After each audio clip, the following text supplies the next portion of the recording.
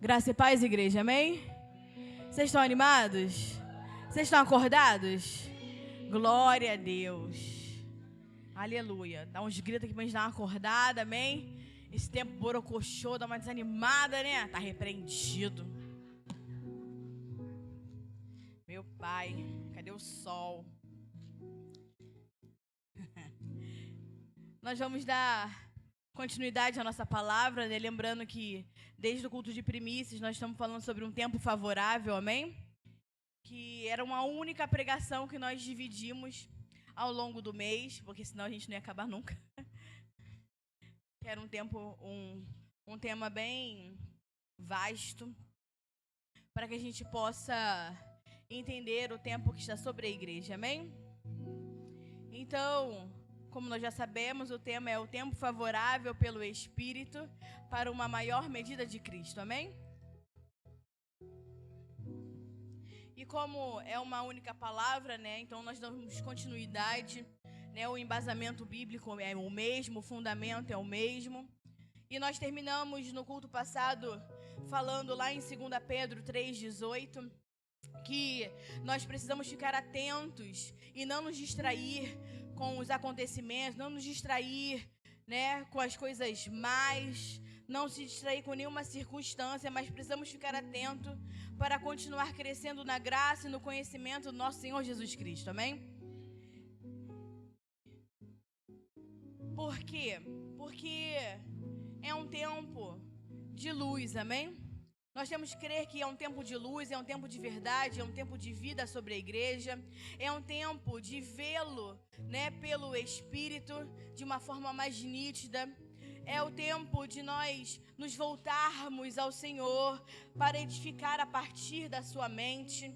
É um tempo de nos movermos pelo Espírito que opera através da mente de Cristo, né? Não é um movimento de pessoas vãs, enlouquecidas. A igreja foi feita para se movimentar pelo Espírito, sendo direcionada e guiada a todo tempo pelo Espírito, operando pela mente de Cristo. Por quê? Porque viver pela mente de Cristo é viver a sua vontade, é viver o seu propósito, é viver debaixo do seu governo. Viver e se mover pela mente de Cristo é você estar sempre no centro do seu querer. Quando nós nos entendemos que a importância de termos a nossa mente renovada, de nos mover pela mente de Cristo, é porque a mente de Cristo não tem outra centralidade, não tem outro governo, a não ser o governo do Pai, amém? E nós temos que nos mover debaixo do centro da sua vontade. Então é um tempo favorável para que todos vejam que o centro de tudo e todas as coisas é Cristo.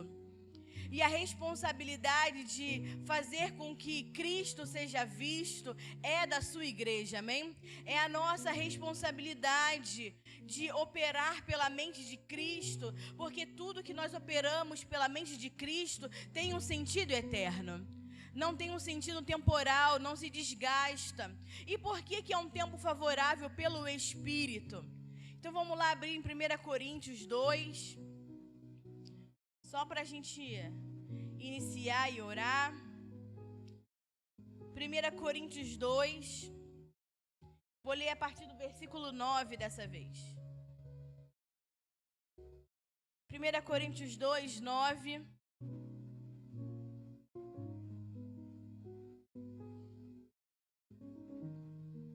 Vai dizer assim: mas como está escrito, nem olhos viram, nem ouvidos ouviram, nem jamais penetrou em coração humano o que Deus preparou para aqueles que o amam. A nós, porém, Deus o revelou pelo Espírito, porque o Espírito esquadrinha todas as coisas, até mesmo as profundezas de Deus. Amém? Então vamos orar. Senhor, em nome de Jesus Cristo de Nazaré, colocamos, Senhor, a nossa vida rendida diante de Ti, Senhor. Rendemos, Senhor, a nossa mente, nosso coração, os nossos desejos, nossas vontades, Senhor. Rendemos, Senhor, o nosso corpo, o nosso espírito, Senhor, para estar, Senhor, debaixo do Seu governo, da Sua vontade, do Seu querer. Que pelo Espírito, Senhor, possamos ser guiados na revelação de tudo aquilo que Tu és, Senhor. Que possamos, Senhor, em comunhão com o Teu Espírito, esquadrinhar todas as coisas que são profundas a Ti, Senhor, que possamos alcançar uma nova medida de Cristo, que possamos alcançar, Senhor, uma nova medida do Seu coração, meu Pai, que possamos, Senhor, nos mover a um novo nível de entendimento e de compreensão, meu Pai, não para sermos cheios de sabedoria humana, mas para sermos cheios de Ti, Senhor. Então, Senhor, que possamos, Senhor, nesse dia, Senhor, nos mover pelo Espírito e que assim seja todos os dias da nossa vida, em nome de Jesus. E se você crê, diga amém. Então, por que é um tempo favorável pelo Espírito? Porque nós não podemos esquecer que nós dependemos do Espírito Santo. A igreja, a nossa vida depende do Espírito Santo. Tudo aquilo que nós operamos, tudo aquilo que aprendemos, tudo aquilo que nós impartimos é por meio do Espírito Santo, amém? Por isso que nós temos que manter a nossa comunhão com Ele, como nós já falamos nos outros cultos. Por isso que nós temos que manter essa comunhão, porque aquilo que nós compartilhamos, né? É letra, mas Deus, Ele vai impartir pelo Espírito o que é Espírito e vida, amém? Nós compartilhamos letra, mas quando Deus pega a letra, Ele pelo Espírito transforma a sua palavra, que a palavra de Deus é Espírito e vida. Então ela não chega para mim, para você como letra, a palavra chega diante do nosso coração como Espírito e vida. O que nós compartilhamos é informação, é ensino, mas é o Espírito Santo que abre o entendimento. É o Espírito Santo que nos leva a compreender as profundezas de Deus. É o Espírito Santo que nos leva a compreender a mente do Senhor. Porque quem poderia compreender a mente do Senhor, amém? Mas nós temos a mente de Cristo, é o que vai dizer a palavra, mas, né, lá no versículo 16, nós, porém, temos a mente de Cristo. E nós podemos ser guiados e levados a entender a mente do Senhor pelo Espírito, porque Deus o revela pelo Espírito. Deus vai revelar a igreja natural não, a igreja carnal não, a igreja espiritual. A ver, olhar coisas, a enxergar coisas que nunca penetrou no coração humano, mas Ele preparou para aqueles que o amam. E o Espírito nos revela, o Espírito nos guia, o Espírito nos move. E eu quero já começar a declarar nesse dia que pelo Espírito é um tempo favorável para que Deus fale e a sua igreja o entenda. Pelo Espírito é um tempo favorável para que Deus fale e você possa continuar entendendo e compreendendo tudo aquilo que Ele está falando, que nada passe desapercebido diante dos seus ouvidos, diante dos seus olhos, porque o Espírito vai guiar a igreja, o Espírito que entende que há um povo que se levanta, que o ama, que o deseja, que clama por Ele, vai trazer entendimento de tudo aquilo que é Deus. É um tempo favorável para que Deus fale e você entenda aquilo que Deus está falando, aquilo que Deus está edificando. É um tempo favorável para que Deus possa falar, porque há uma igreja que deseja ouvi-lo. Há uma igreja que deseja escutá-lo, uma igreja que diga: fala, Senhor, porque os seus servos te ouvem. Fala, Senhor, continua falando, Senhor, porque os teus servos te ouvem, os teus servos desejam te ouvir, desejam obedecer a sua voz. É um tempo favorável, porque o Brasil, o mundo, precisa da voz de Deus. Porque há muitos ensinos bíblicos, mas pouca voz de Deus. E é necessário que a voz de Deus se levante nesse tempo. É necessário que a voz de Deus se torne entendida, compreendível, audível à sua igreja. Porque é necessário que ouçam a voz de Deus. É tempo de ouvir a voz de Deus. Porque muitos são os barulhos que se levantam, que tentam confundir os nossos ouvidos. Mas há uma igreja que está entendendo pelo Espírito. Há uma igreja que pelo Espírito está de pé. Há uma igreja que não se dispersa. Há uma igreja que não dorme. Há uma igreja que não se deixa enganar. Há uma igreja que reconhece a voz do seu Senhor. Há uma igreja que conhece a voz do trovão, que conhece a voz de muitas águas, que conhece a voz do leão da tribo de Judá, que conhece a voz do seu Criador. Então é tempo de ouvi-lo. É tempo pelo Espírito de ouvir a voz do Senhor. Nenhuma palavra que sai da boca de Deus é comum. Nenhuma palavra que sai da boca de Deus é ordinária. Mas pela falta do entendimento, pela falta de uma mente transformada, pela falta de uma mente santificada no Senhor, nós estamos transformando palavras eternas em pensamentos comuns. Pela falta da transformação da mente, do entendimento profundo do coração de Deus, estamos transformando as palavras eternas, Senhor, em pensamentos comuns, ordinários. Temos reduzido a significância da palavra, daquilo que Deus fala. Temos reduzido o seu impacto. Por quê? Porque uma mente atrofiada atrofia. Uma mente limitada limita a expressão plena daquilo que Deus está falando. E é por isso que nós temos que expandir a nossa mente para termos uma mente não maior ou melhor ou mais entendida pelo aspecto humano, mas uma mente transformada segundo Cristo, amém? Para vivermos esse tempo, nós temos que entender que Cristo é o único que importa e a graça é a única coisa que nós necessitamos.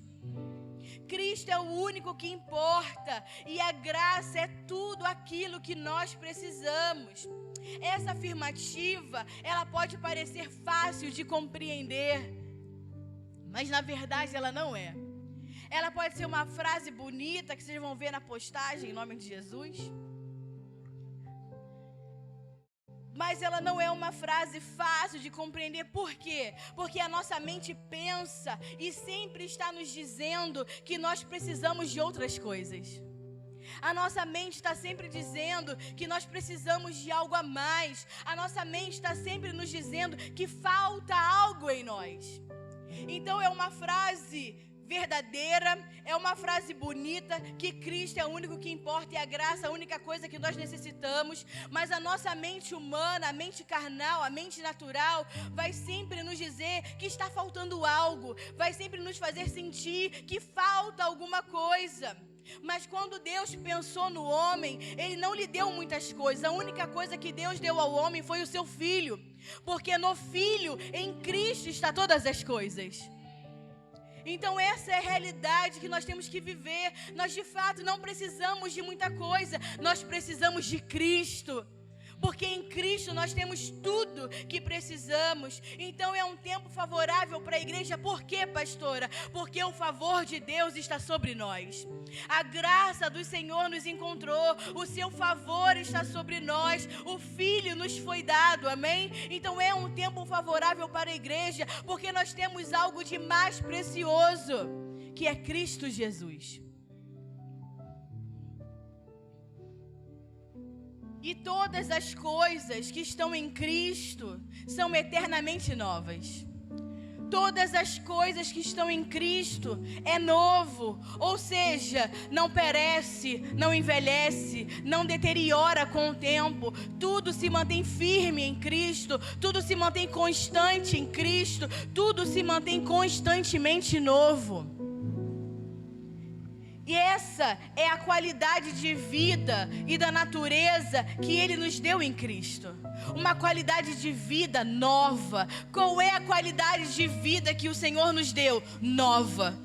Uma qualidade de uma vida nova significa que uma vida que não envelhece, uma vida que é eterna, uma vida aonde o tempo não lhe toca, onde, as coisas desse mundo não lhe rouba.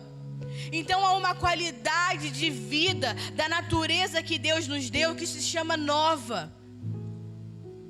Ainda que o homem exterior vá se desgastando, o homem interior está constantemente renovado. Ainda que essa carne vá se desgastando com o tempo, nós temos uma vida interior que permanece nova eternamente. Porque nós recebemos uma natureza que não se desgasta, que não se corrompe, que não se desfaz com o tempo, mas que permanece eternamente. Nós somos eternamente novos. Nós somos eternamente a nova criação. Nós somos eternamente novos. Então renovar a nossa mente conforme a mente de Cristo não é por um momento, não é para um serviço, não é por um tempo determinado e depois envelhece, depois passa. Não. Renovar a mente é passar a ter uma mente eternamente nova. É passar a ter uma mente que não vai mais se desgastar, que não vai mais se corromper, porque a qualidade agora dessa mente foi transformada e ela permanece eternamente nova. Faz parte de um novo ambiente de operação, aonde o tempo não toca, aonde o tempo não interfere. E às vezes é difícil compreender e viver esse novo estado de mente, porque a mente humana sem o Espírito de Deus, a mente humana sem transformação, não tem acesso ao novo de Deus. A mente humana sem o Espírito, sem ser transformado, não tem acesso ao novo de Deus. Quando a mente natural escuta a palavra novo, imediatamente associa ao tempo. Quando nós naturalmente escutamos a coisa nova, nós associamos ao tempo. Logo, hoje é novo, mas amanhã já envelheceu. Quando nós compramos algo novo, nós, nossa, comprei um carro novo, aí você dá glória a Deus, mas vai passar 2 meses, ele já não é mais novo, ele já está o quê? Envelhecendo, ele já começa o seu estado de deterioração. Por quê? Porque o tempo lhe toca. Vocês estão entendendo? Diga amém. Então a mente natural, quando escuta a palavra novo, ele só é novidade naquele dia, no dia seguinte já é velho. É igual o pastor Bruno fala, culto bom é o culto de hoje, porque amanhã ele já é velho, amém? Já passou, e o nosso foco tem que estar no próximo culto, amém? Vocês estão conseguindo compreender? Diga amém. Então é fácil falar sobre a mente, viver um estado de renovação, em um ambiente, uma qualidade de novo. É fácil falar, mas difícil compreender, porque a mente humana, quando ouve, sem o Espírito, a palavra novo, ele já pensa, é novo agora, mas daqui a pouco está velho, daqui a pouco precisa de outra coisa para substituir. Mas tudo que nós estabelecemos em Cristo, tudo que nós estabelecemos por meio de Cristo, permanece eternamente novo. Tudo aquilo que nós estabelecemos em Cristo permanece eternamente novo. Eu vou dar um exemplo. Quem aqui é casado? Levanta a mão. Tem medo não, é bênção. Às vezes. O seu casamento em Cristo, ele é eternamente novo.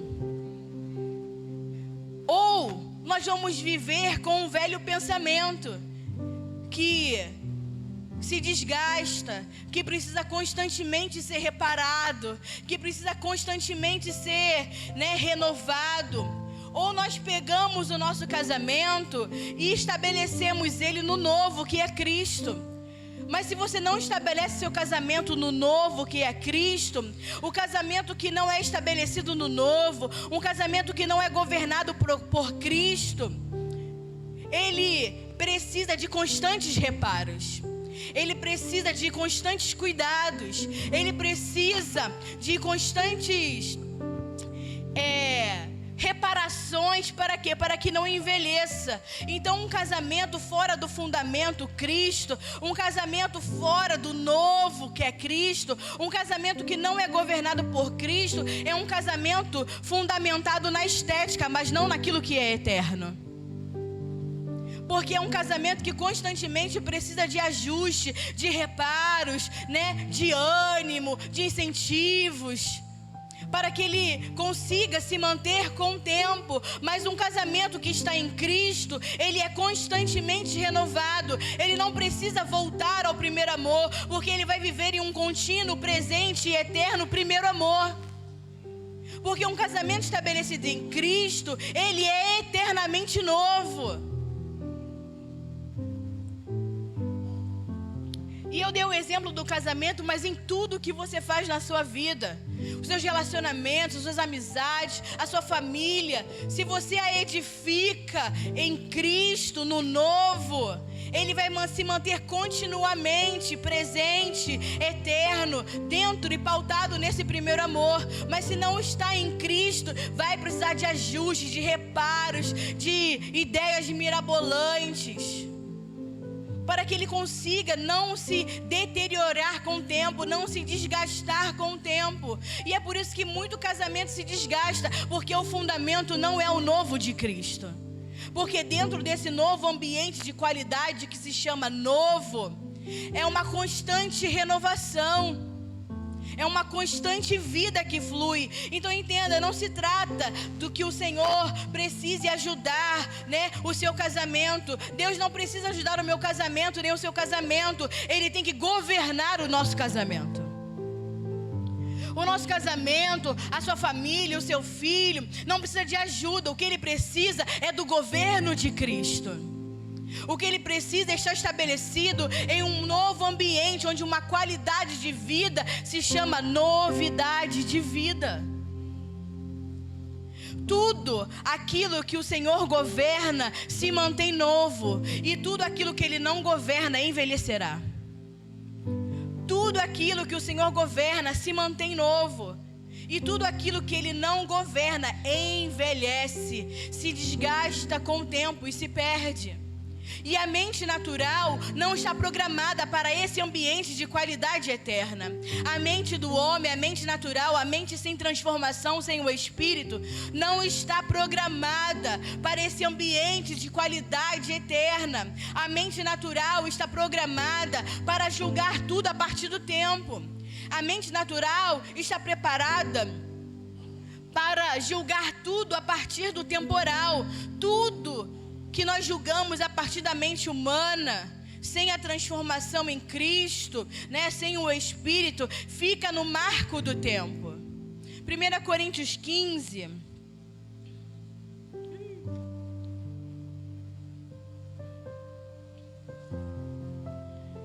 Deixa aí aberto que eu já vou ler. Então a mente natural, ela fica presa ao tempo, ao marco do tempo. E a mente espiritual, somente a mente espiritual, pode julgar as coisas espirituais. Só a mente espiritual consegue julgar as coisas eternas. Só uma mente espiritual que pode viver a realidade do Filho de Deus. Só a mente espiritual pode julgar essa realidade que habita dentro de nós. 1 Coríntios 15, 45 vai dizer: assim está escrito que o primeiro homem, Adão, tornou-se alma vivente, e o último Adão tornou-se espírito que dá a vida, que é Cristo. Mas não é o primeiro espiritual, e sim almático, depois o espiritual. O primeiro homem é formado da terra e é terreno, e o segundo homem é do céu. Como foi o terreno, também são os terrenos, e como é o celestial, tais são também os celestiais. E assim como trouxemos a imagem do terreno, traremos também a imagem do celestial. Por quê? Porque só o celestial, só o espiritual consegue discernir a realidade celestial. O homem terreno, ele discerne as coisas da terra, ele é almático, ele não é o espírito vivificado. E a única coisa que ele consegue compreender são as coisas dessa terra. Mas quando a igreja se coloca em um processo de renovação, de transformação, segundo a mente de Cristo, quando a igreja se torna uma igreja estabelecida em Cristo, no novo, nós passamos a ver a partir do Espírito. E quando nós podemos ver a partir do Espírito, quando nós podemos ver o novo de Deus, começa a ter outro sentido a nossa vida. A nossa vida começa a tomar um outro sentido, uma outra direção. Há um poder tão grande que opera a partir do novo de Deus, de um homem espiritual, de uma vida baseada no Espírito, aonde ele discerne as coisas, enxerga as coisas a partir do celestial, que à medida que esse novo vai nos absorvendo, à medida que esse novo vai absorvendo a nossa vida, à medida que esse novo vai se tornando a vida da igreja, a igreja para de chorar até pela morte. E eu não sei se vocês estão preparados para essa conversa, mas a gente vai ter. Uma vida absorvida pelo novo de Deus, a morte deixa de ser sofrida e passa a ser celebrada. Jesus morreu para destruir o império do medo da morte. Jesus morreu na cruz para destruir o medo do império da morte, onde todos os homens estavam escravos. Todos os homens estavam escravos do medo e da morte, até que a realidade do novo foi manifesta. Até que a realidade do novo nos toma e nos garante que esse corpo vai se desgastar, mas aquilo que está dentro de nós é uma vida que vive para sempre. Então a morte, ela deixa de ser sofrida, porque a melhor coisa que pode acontecer para aqueles que estão em Cristo é o que Paulo vai dizer em Filipenses 1, versículo 21. Porque para mim o viver é Cristo e morrer é lucro. Paulo tinha a mente segundo a mente de Cristo. Paulo tinha o seu viver estabelecido no novo. Paulo tinha o seu viver estabelecido em Cristo, num ambiente de qualidade eterna. Então, uma mente que está estabelecida no novo, uma igreja que é absorvida pelo novo, que tem a mente de Cristo, celebra a morte, porque o que nós mais fazemos e celebramos é Cristo ter morrido na cruz em nosso lugar.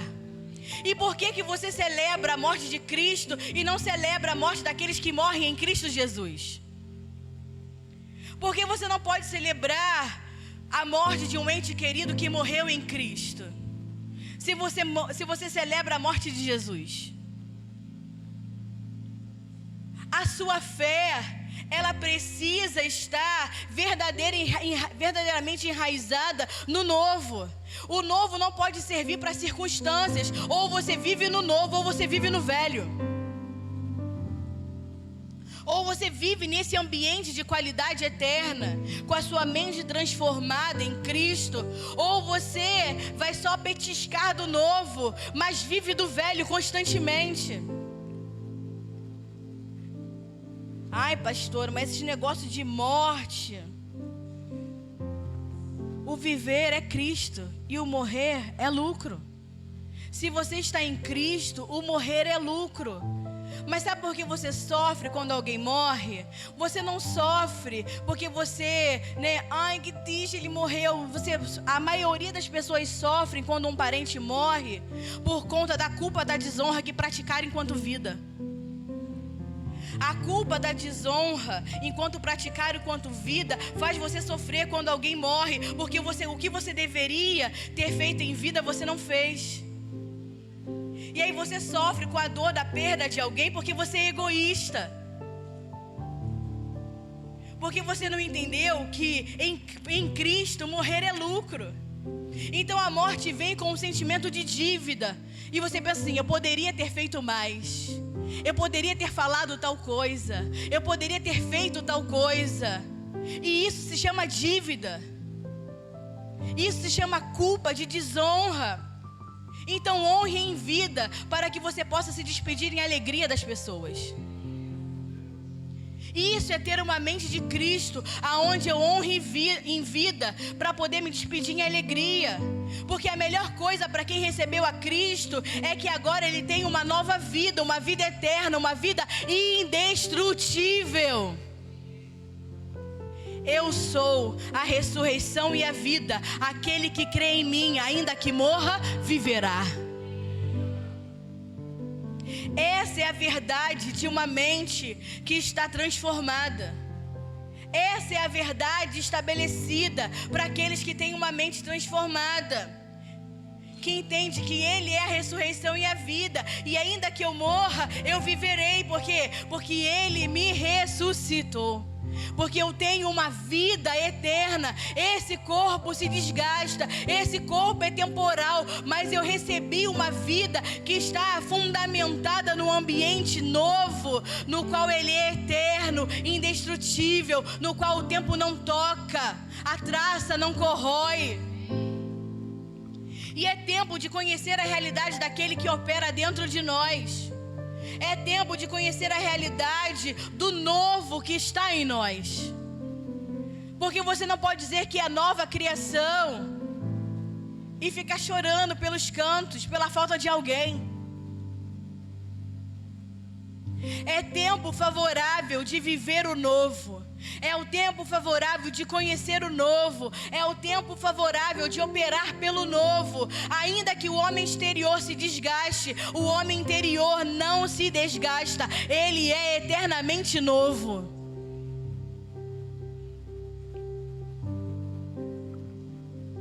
A palavra em 1 Coríntios 15 vai dizer assim. Vamos continuar aí. Versículo 50. Ora, isso afirma, irmãos, que a carne e sangue não podem herdar o reino de Deus, nem a corrupção herdar a incorrupção. Eis que vos digo um mistério: nem todos dormiremos, mas todos seremos transformados. No momento, num piscar de olhos, ao soar da última trombeta, pois a trombeta soará, os mortos ressuscitarão, incorruptíveis, e nós seremos transformados. Porque é necessário que este corpo corruptível se vista da incorruptibilidade e que esse corpo mortal se revista da imortalidade. E quando este corpo corruptível se revestir da incorruptibilidade e esse corpo mortal se revestir da imortalidade, então se cumprirá a palavra que está escrita: tragada foi a morte na vitória. Onde está, ó morte, a sua vitória? Onde está, ó morte, o seu aguilhão? O aguilhão da morte é o pecado, e a força do pecado é a lei, mas a graça de Deus nos dá vitória por meio do nosso Senhor Jesus Cristo. Onde está, ó morte, a sua vitória? Onde está, ó morte, o seu aguilhão? Porque o nosso Jesus Cristo morreu para destruir o império do medo da morte, porque Ele é novidade de vida, Ele é vida, Ele é eterno.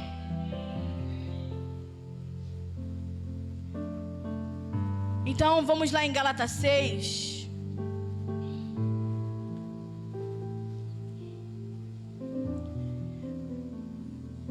Gálatas 6. Passadas a nossa introdução.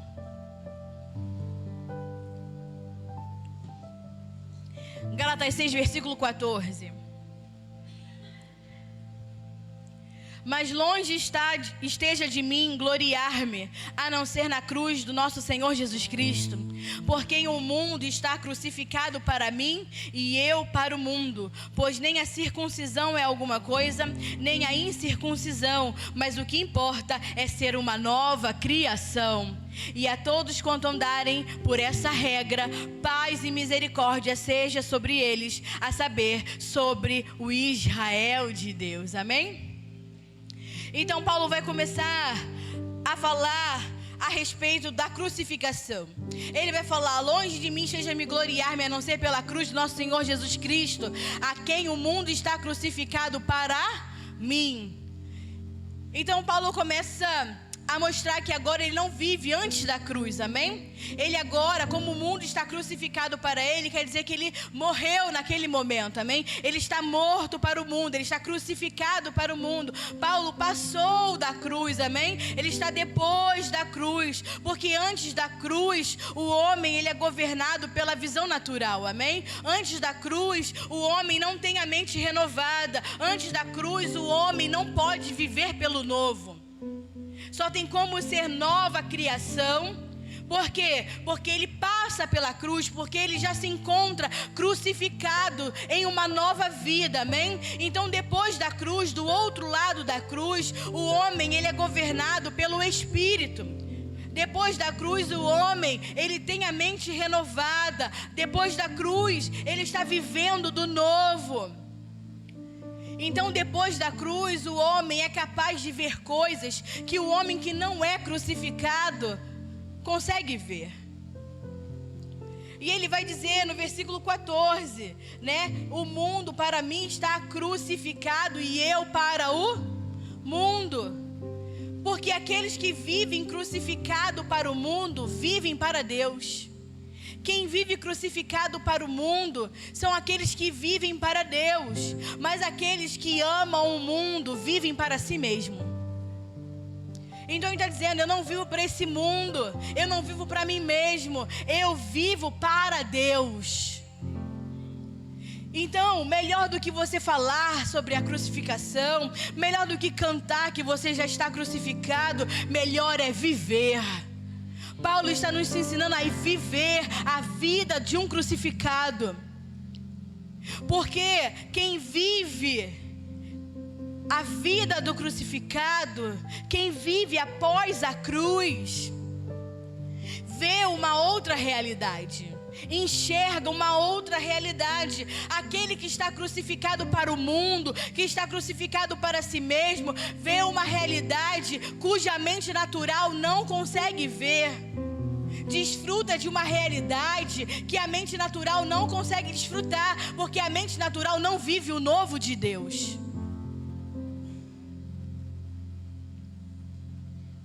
A mente renovada que passa pela cruz, vive uma vida que para muitos é loucura, porque não se consegue entender. É o que nós já falamos lá em 1 Coríntios 2, né, versículo 14. Vai dizer assim, para nós, que o homem almático não aceita as coisas do Espírito de Deus, porque eles são loucura, e não é capaz de entendê-las ou discerni-las espiritualmente. Mas o homem espiritual discerne todas as coisas, mas ele mesmo não é discernido por ninguém. É impossível o homem natural compreender as coisas do Espírito e compreender aqueles que são espirituais. Eles não entendem, eles não discernem e para eles são loucura. Mas o que a gente precisa entender, que nós não estamos aqui para agradar a homem, nós estamos aqui para agradar a Deus. Então deixe pensar que a gente é louco, né? Deixe o povo pensar que o povo é... essa igreja é doida, essa igreja, né, vive numa outra realidade. Glória a Deus. Porque a nossa realidade é assim como de Paulo. Já estou crucificado com Cristo. Eu já não vivo para esse mundo. Eu estou crucificado para mim e para esse mundo.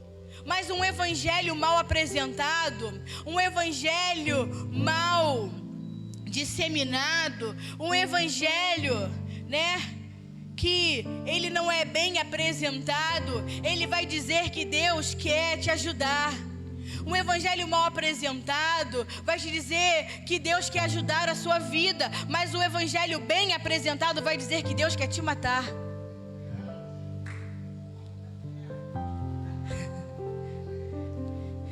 Porque a única coisa de viver o evangelho em Cristo é estando morto para si.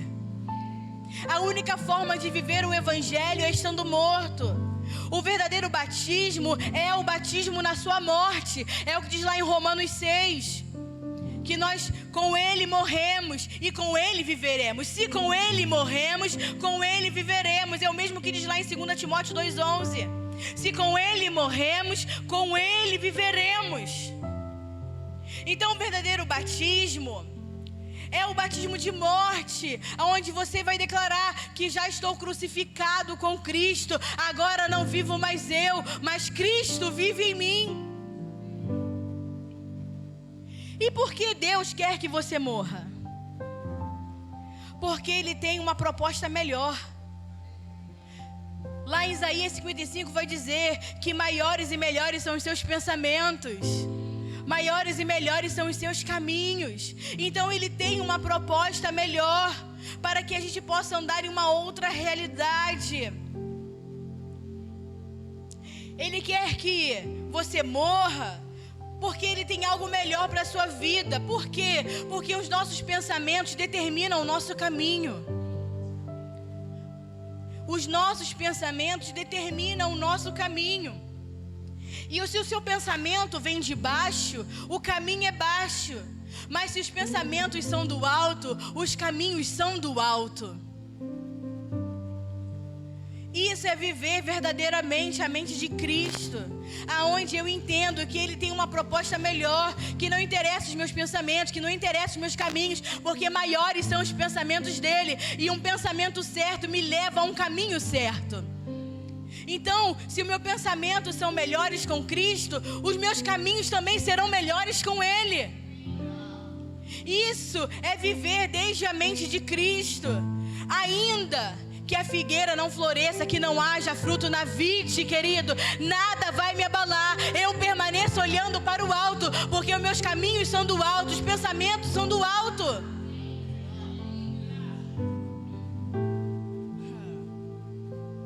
Por quê? Porque eu não sou mais o terrenal, eu sou agora o celestial. Eu não vivo mais do primeiro homem, do primeiro Adão. Agora eu vivo do último Adão, do Cristo, do Espírito que dá a vida. A igreja espiritual, ela já entendeu que ela se torna aquilo que ela contempla. Então, se você olha para Jesus, se você olha para o alto, você vai se tornando aquilo que Ele é.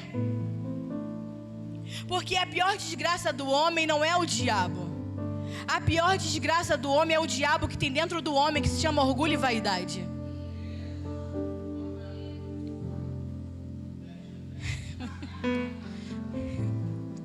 A maior desgraça do homem não é o diabo. A maior desgraça do homem não é o diabo que está fora, é o diabo que está dentro do homem, que se chama orgulho e vaidade. A maior parte dos problemas do homem é porque eles não morreram para si mesmo. Você quer fazer de Deus o seu ajudante. Você quer fazer de Deus o gênio da lâmpada, que Ele venha para resolver os seus problemas, que não tem fim, porque cada dia é um problema novo, cada dia é uma circunstância nova. Mas o que Deus quer fazer não é acabar com os seus problemas diários. O que Ele quer fazer é acabar com a matriz do problema que habita dentro de você, que é essa fábrica de problemas que se chama orgulho e vaidade. E é por isso que Ele quer que você morra. Porque quando você morre, a fábrica de problemas que se chama orgulho e vaidade morre junto com você. Porque se estamos crucificados, então viveremos para a glória do Senhor. Não viveremos para a glória desse mundo, desse tempo, dessa terra, mas viveremos para a glória do Senhor. Então, o que para outras pessoas serão problemas, para nós será oportunidade. E isso não é uma mente positivista. Isso é uma realidade de vida para aqueles que estão crucificados e têm uma mente renovada. Dizer que quando a gente olha os problemas e encontramos oportunidades, não é coach, não é mente positiva, não é figa. É o fruto de uma vida crucificada e uma mente renovada. Porque passamos a enxergar agora diante de uma outra qualidade de vida eterna que se chama novidade, que se chama novo, que se chama nova criação, que é Cristo. Então Jesus não veio para melhorar a sua vida, porque para melhorar a sua vida ele não precisava morrer. Quando ele ressuscitou Lázaro dos mortos, ele não estava morto, ele não tinha morrido. Jesus estava vivo, ressuscitou o morto, curou a lepra, curou cego, libertou gente de demônio. Para ele melhorar a sua vida, ele não precisaria morrer, mas ele morreu para te dar a vida dele. Ele morreu para que ele pudesse governar a sua vida através da vida dele. Então, um evangelho mal apresentado vai dizer que Deus quer te ajudar, que Ele quer melhorar a sua vida. Não, Ele quer te matar.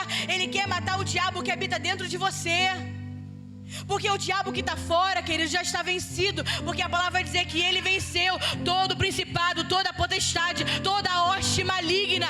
Tudo foi colocado debaixo do seu pé. Ele venceu a morte, ele venceu o diabo, ele venceu o pecado. Mas agora ele tem que vencer o seu mau caráter. Ele tem que vencer o velho homem que habita dentro de você. Mas para isso você tem que decidir abrir mão do velho homem. Você tem que decidir abrir mão do diabo que habita dentro de você pelo velho homem. Porque a natureza do velho homem, ela vem do diabo, né? Já passamos dessa aulinha, amém? Lá de Gênesis. Se não, tá lá no YouTube. É um grave erro você continuar dizendo às pessoas que Deus quer ajudá-las. Por quê? Porque Ele não quer ajudá-las, Deus quer governá-las. Deus veio para governar, Cristo veio para governar. Então morrer não é eu me matar, não é nós nos matarmos. Morrer significa perder o governo. Quando eu morro para mim mesmo, quer dizer que eu abro mão de governar a minha própria vida. Eu abro mão do governo dos meus pensamentos. Eu abro mão do governo dos meus desejos. Eu abro mão do governo das minhas vontades. Morrer significa deixar que Cristo nos governe. Você tem que deixar Cristo governar a sua vida. Jesus não veio pregar um bem-estar para o homem, porque o homem não poderia compreender a proposta do que é viver um bem-estar em Deus. Jesus veio dizer aos homens: arrependam-se, porque chegou o reino dos céus. Ele não veio pregar, um bem-estar, e é por isso que ele foi rejeitado, porque ele não veio pregar aquilo que os homens gostariam de ouvir. Ele veio pregar um evangelho que arrependam-se, porque chegou o reino dos céus. E aonde estava o reino? Dentro dele. Ele era o próprio reino. A realidade do reino estava dentro dele. Por isso que ele vai dizer: onde está o reino? Aqui, lá, acolá? Não, o reino está dentro de vós. Se você tem a minha vida, o reino está dentro de vós. Então, o se arrepender é mais do que você chorar pelo que você fez. Ou ainda, há pessoas que acham que não precisam se arrepender de nada. Eu sou uma pessoa boa, eu faço caridade, eu não faço mal a ninguém, eu não roubo, não mato, não adultero, não tomo nada de ninguém. Mas o arrependimento é muito mais do que uma questão de bom ou mal, de certo ou errado. O verdadeiro arrependimento é pelo fato de eu não deixar ser governado por Ele. É eu não me submeter a esse governo. É eu continuar vivendo a minha vida da maneira que eu quero. É eu continuar vivendo a minha vida não crucificado. É eu continuar vivendo a minha vida querendo os benefícios da cruz, mas não estou disposto a morrer naquela cruz para viver do novo de Deus.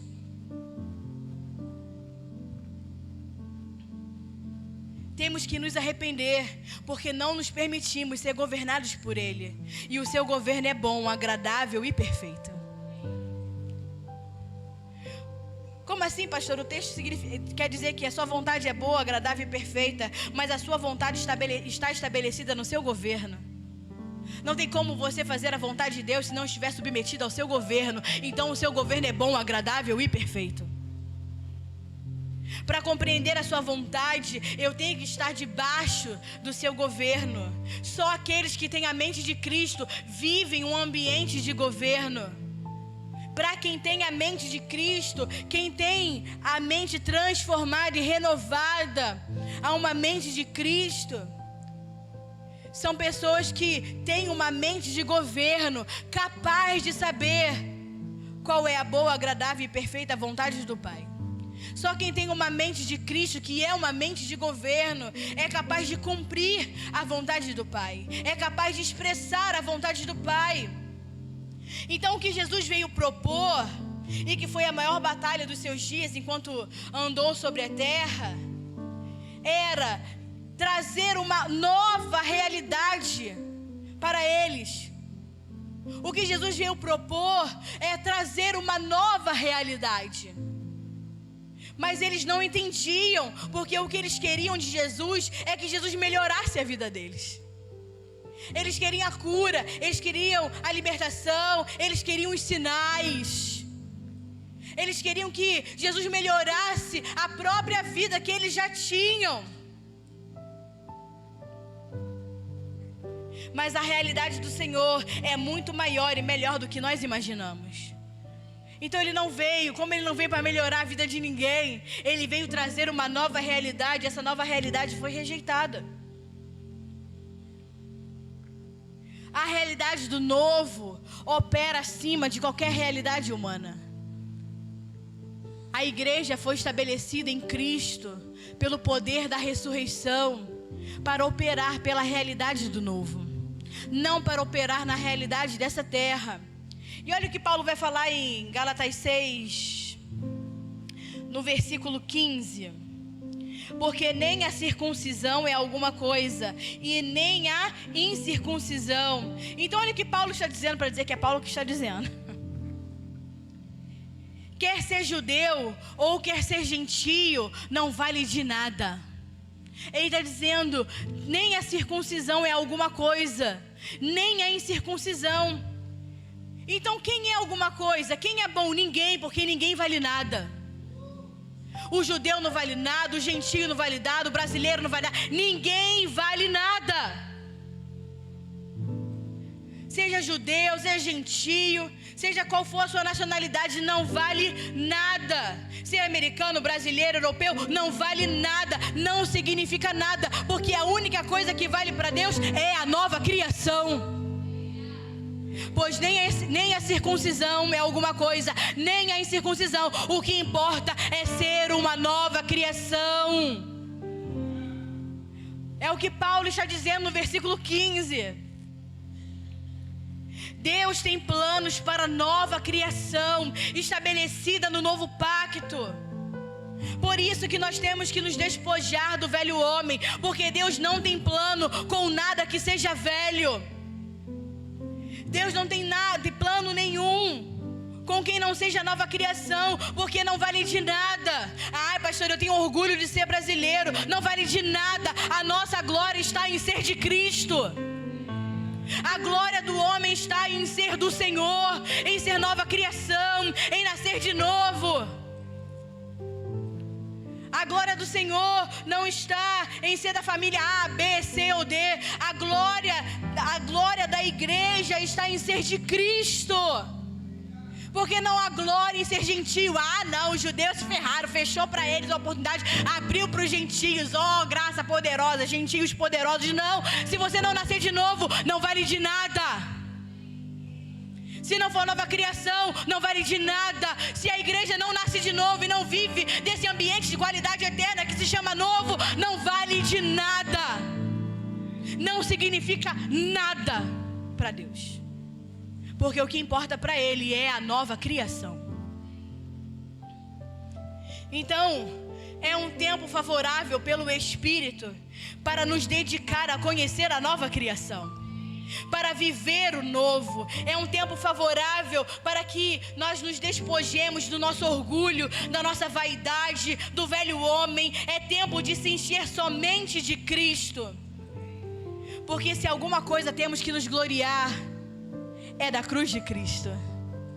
Se alguma coisa temos que nos gloriar, é da cruz de Cristo, que nos permitiu morrer e nascer de novo para viver o novo. Então é tempo do novo ser visto, do novo ser conhecido, do novo ser anunciado. É tempo de anunciar as boas novas. Porque Deus não recebe oferta nenhuma, Deus não recebe serviço nenhum que venha da velha criação. Porque para Ele não vale nada. Nada que vem do velho homem tem valor para Deus. Nada. Porque tudo que vem do velho homem não vale nada. Porque a única coisa que importa para o Senhor é o novo, é a nova criação. O seu velho homem, ele pode ser alimentado por um pregador que também vive no velho homem, mas ambos não valem nada para Deus. Seja você membro, seja você um pregador da palavra, se você fala pelo velho homem, não vale nada para Deus. Não se trata de posições, amém? Se você prega, profetiza pelo velho homem, não vale nada para Deus. Porque o velho homem só são inimizade para Deus. E a palavra vai dizer que o muro da inimizade foi rompido em Cristo, no novo homem, no novo nascimento. Em Cristo, somente em Cristo, a inimizade é quebrada. Somente no novo homem, há reconciliação.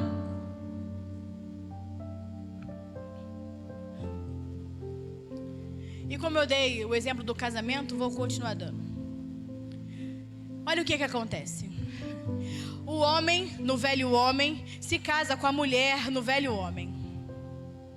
Amém? Porque tem a velha criação. Então o homem no velho homem se casa com a mulher no velho homem. Eles se casam na igreja evangélica. E terminam como? Em inimizade. Por quê? Ai, pastora, 20 anos de casado, agora fulano quer se separar. Por quê? Porque tudo que pertence ao velho homem termina em inimizade. Tudo que está estabelecido no velho homem é perda. Tudo estabelecido no velho homem, o final é perda. É inimizade para Deus. Você casar na igreja evangélica não respalda o seu casamento. O que respalda o seu casamento é você viver, casar e sustentar a sua família no novo homem, na nova criação. Porque o que garante a nossa vida, o nosso casamento, nossos filhos, os nossos relacionamentos, a nossa família, é estabelecido no novo, é ser estabelecido em Cristo. Porque tudo que está no velho se perde. Tudo que está no velho, o tempo corrói. Não vive debaixo de um ambiente de eternidade. E você? Você. Por que você permanece, mesmo com as coisas más que você viu dentro da igreja? Por que você permanece, mesmo com a perseguição? Por que você permanece, mesmo com o sofrimento? Por que você permanece, mesmo quando as pessoas blasfemam a seu respeito? Porque dentro de você há algo que se chama Cristo em vós, esperança de glória. Em você permanece algo que se chama novidade de vida. Em você permanece algo que se estabelece como novo. E aqueles que estão em Cristo, e Cristo é a esperança de glória. Esperança é aquele que espera. Então mesmo com a adversidade, falando mal de você, com os sofrimentos, com as perseguições, você permanece. Por quê? Porque você não está fundamentado no velho homem, você está fundamentado no novo homem, esperando na esperança da glória. Porque aqui dentro você sabe que depois de ver muita coisa velha, tem algo novo. A nossa esperança é que Ele cresça em nós a cada dia mais. Quanto mais eu apanho, mais Ele cresce. Quanto eu mais sou perseguido, mais Ele cresce. Quanto mais falam de mim, mais Ele cresce em mim. Porque nem a morte, nem a vida, nem a perseguição, nem nada pode nos separar do amor de Deus. nada que está estabelecido no novo pode nos tomar dele. Então é tempo de remover o velho. É tempo de Cristo, da esperança, ser expressada para que a igreja permaneça inabalável. As pessoas precisam ver que há uma esperança de glória, que há um motivo de espera, há algo, há uma perspectiva, e esse algo é Cristo. Tudo que é novo vem de Deus, e tudo aquilo que vem de Deus é incorruptível. A carne passa por batalhas, mas o novo vai nos absorvendo. E o novo cada vez mais nos absorve, até o novo tomar toda a nossa mente. E é por isso que quando nós estamos no novo, não temos justiça própria. É por isso que não há justiça em nós, porque a nossa justificação é pela fé em Cristo Jesus.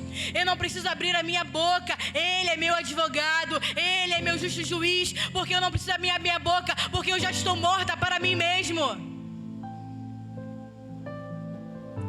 E nisso, o novo vai me absorvendo, até que tudo seja novo, que tudo na sua vida seja novo. Isso se chama renovação. Então é um tempo favorável de nos renovar. O novo homem, tudo se renova. No novo homem se renova a fé, o amor, a vida. Tudo vive em uma constante renovação, porque Cristo é o novo.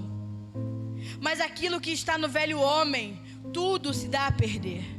Tudo estabelecido no velho, o homem que está estabelecido no velho homem, tudo se dá a perder. E é por isso que você tem pensamentos assim: mas eu não sei se eu amo mais o meu marido, eu não sei mais se eu amo a minha esposa, eu não estou mais afim de aturar meus filhos, eu estou cansado da igreja, cansado de servir, acho que eu preciso dar um tempo. Quem que você está ouvindo? É o novo? Você acha que é isso que sai da boca de Deus?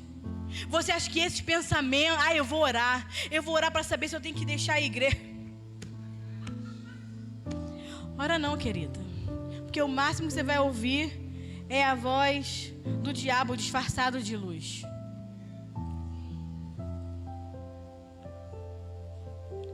Ou você acha que o que Deus tem para falar é realmente, você precisa de um tempinho para você? Descansa, filhinho.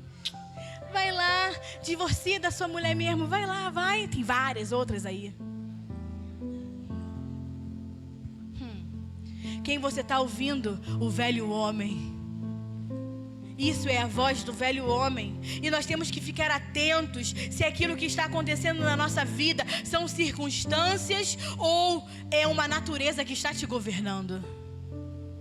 Temos que estar alertas para entender se são circunstâncias que acontecem na nossa vida, de tribulações, problemas, que vêm, que tentam te sacudir, mas você permanece, porque Cristo é a esperança de glória. Ou se é de fato uma natureza que está te governando, porque o velho homem também tem coisas boas. Se o velho homem não tivesse coisas boas, ninguém vivia do velho homem. Todo mundo abandonaria rápido o velho homem para viver a Cristo.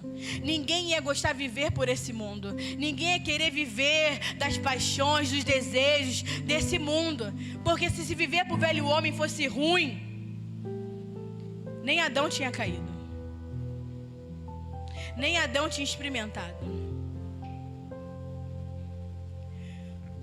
Então entenda uma coisa: você pode receber o perdão, você pode receber a cura, mas nunca morrer para si mesmo. Você pode receber perdão, você pode receber a cura, mas nunca passar pela cruz, permanecer com a sua velha natureza. Porque claro que Jesus levou na cruz os meus pecados, claro que Jesus morreu para curar as minhas enfermidades, mas Ele não morreu só por morrer. Ele não queria morrer para estar sozinho naquela cruz. O desejo do Senhor é que nós morrêssemos juntamente com Ele. A cruz, ela não é apenas substitutiva, porque morreu em nosso lugar, amém? A cruz também é inclusiva. O que significa isso? Há um desejo no coração de Deus que você decida morrer com Ele para nascer com Ele novamente. Então a cruz, ela não é só substitutiva, mas ela é inclusiva. Cristo morre no seu lugar, mas no momento que Ele morre no seu lugar, a igreja do Senhor morre juntamente com Ele, para poder ressuscitar e ter a nova vida com Ele. Não existe novo para quem não morre na cruz com Cristo e nasce para a nova vida. Não há novo, não há nova criação. Não adianta você cantar, declarar, ler versículo, se o velho homem não morre, se você não é crucificado com Cristo para nascer com Ele, não tem nova criação. E é um tempo favorável pelo Espírito para que a mensagem da cruz volte a essa geração. E não uma mensagem da cruz pela metade, que Jesus te ama, morreu por você, glória a Deus, aleluia. A mensagem total da cruz, que é que nós com Ele morremos, com Ele fomos sepultados, com Ele ressuscitamos. Já não vivo eu, mas Cristo vive em mim. Que o que importa para Deus é ser a nova criação, porque agora em Cristo o novo vive em mim. Nós lemos e relemos e estudamos Romanos 8, 29, que vai dizer que aqueles que de antemão conheceu também os predestinou para serem conforme a imagem do Filho, para serem conforme a imagem do Filho. E como? Porque a pergunta não é para, a pergunta é como. Como você vai se tornar conforme a imagem do Filho? Louvando? Olhando para o céu? Filho, conforme-me. É cantando? Ajuda, mas não é dessa forma. A forma, o como eu faço para ser conforme a imagem do Filho, passando por onde Ele passou, morrendo para si, morrendo juntamente com Ele, negando a mim mesmo, carregando a minha cruz. Como eu me torno conforme o Filho? Não é olhando para o alto, olhando para o céu, tomando sol na cara. Não é louvando, não é aleluiando. É passando por aquilo que Ele passou. Por isso que a palavra vai dizer: alegro-me por passar pelos mesmos sofrimentos que Cristo, porque a glória que há de vir é muito maior. Momentâneos são os sofrimentos, uma alegria compartilhar dos restos dos sofrimentos de Cristo. Para quê? Para que a igreja cresça. Como eu me conformo à imagem do Filho? Não é orando, não é pedindo, é passando pelo que Ele passou, é morrendo com Ele, morrendo juntamente com Ele, é sendo renovado, é sendo transformado, é se enchendo de Cristo. Não, eu quero ser ungido, eu quero ser conhecido, eu quero ter dinheiro para ajudar a obra do Senhor, mas sem morrer para si mesmo não vale de nada. Não vai valer de nada. Sem morrer para si, não vale de nada, porque o que importa é a nova criação. Tudo que pertence ao velho homem é lixo para Deus. Tudo que é do velho homem é lixo. Por isso que Paulo vai dizer em Filipenses 3: considerei tudo lixo, era tudo esterco. Considerei tudo lixo para ganhá-lo e ser achado nele. Não é não significa que o que Paulo aprendeu, né, era ruim. Não, porque ele vai falar que ele era o melhor mestre, o melhor doutor, ele sabia tudo. Paulo era o melhor naquilo que ele fazia. Havia louvor na vida de Paulo porque ele era o melhor matador de cristão. Ele era bom no que ele fazia. Então não é sobre ser bom ou mal. Ele era bom no que ele fazia. Ele achava o que era certo. Ele conhecia a lei. Mas ele pega tudo aquilo que é do velho homem e fala: isso tudo não serve de nada, porque tudo isso não agrada a Deus. O velho homem não agrada a Deus. Então ele vai considerar tudo perda, tudo lixo, para ser achado nele, para ser achado no novo. Porque Deus só recebe aquilo que vem do novo homem. Deus só recebe aquilo que é da nova criação. Por quê? Porque essa é a medida de Deus. Versículo 16 de Gálatas 6 vai dizer: e todos os quanto andarem por essa regra. Que regra? De ser uma nova criação. O que importa é ser uma nova criação. E todos quanto andam por essa regra. Que regra? Da nova criação. O que significa isso, pastora? Significa que a nova criação é a medida de Deus. A nova criação é a regra de Deus. A nova criação é o padrão de Deus. E todos quando andarem por essa regra, paz e misericórdia sejam sobre eles, a saber, sobre o Israel de Deus. Quem é o Israel de Deus? É Israel? São os judeus? Não, porque fora da nova criação não significa nada para Deus. O Israel de Deus é aquele que pertence à nova criação. Quem é o Israel de Deus? Quem é o amado de Deus? Quem é o desejado de Deus? Cristo e a sua igreja. A saber, sobre o Israel de Deus. Todos que estão estabelecidos nessa nova regra, nesse padrão, nessa medida que se chama nova criação. Esses são a Israel de Deus. Pare de olhar as coisas geográficas. Deus não olha na medida dessa terra, Ele olha na medida do céu. E eu vou finalizar com João 8:23 e Colossenses 1. Colossenses 3, 1 ao 4.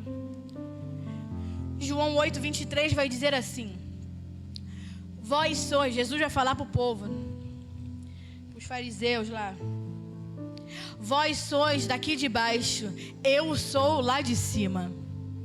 Colossenses 3, versículo 1. Portanto, se já ressuscitastes com Cristo, buscai as coisas que são do alto, que são de cima, onde Cristo está sentado à destra de Deus. Pensai nas coisas que são de cima, e não nas coisas que são da terra, porque já estáis mortos, e a vossa vida está escondida com Cristo em Deus. Quando Cristo, que é a nossa vida, se manifestar, então também vós vos manifestareis com Ele em glória. Fazei, pois, morrer a vossa natureza terrena.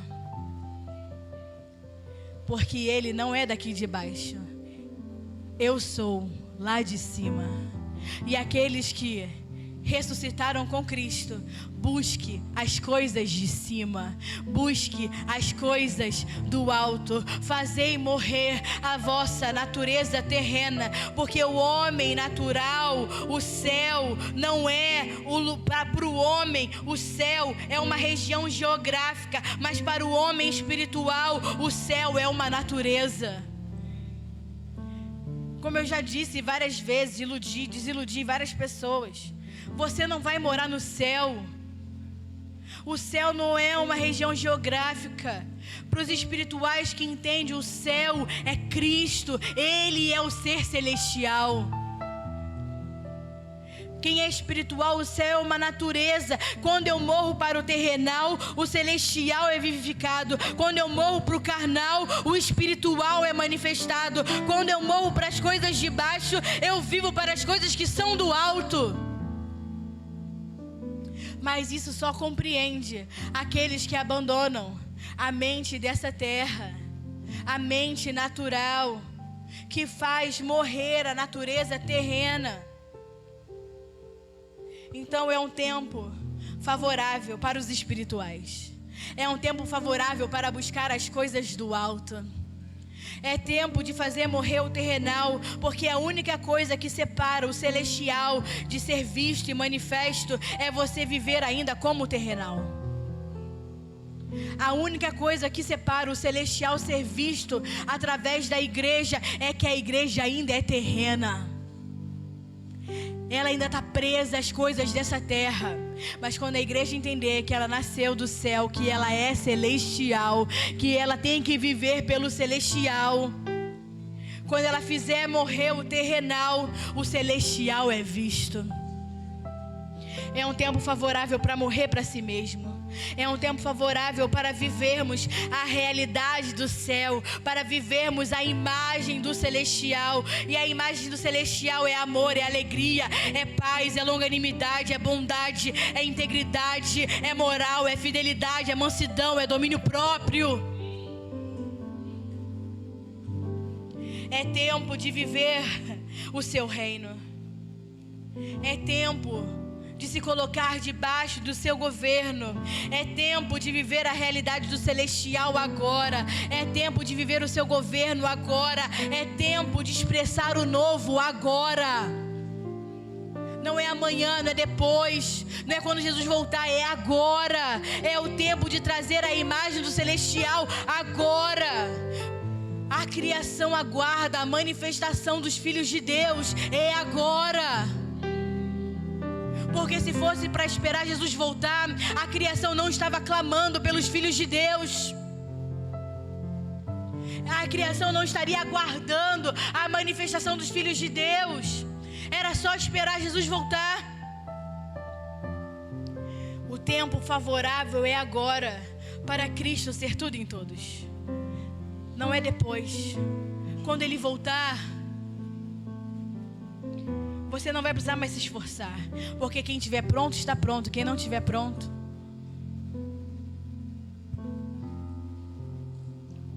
é um tempo favorável para Cristo ser visto.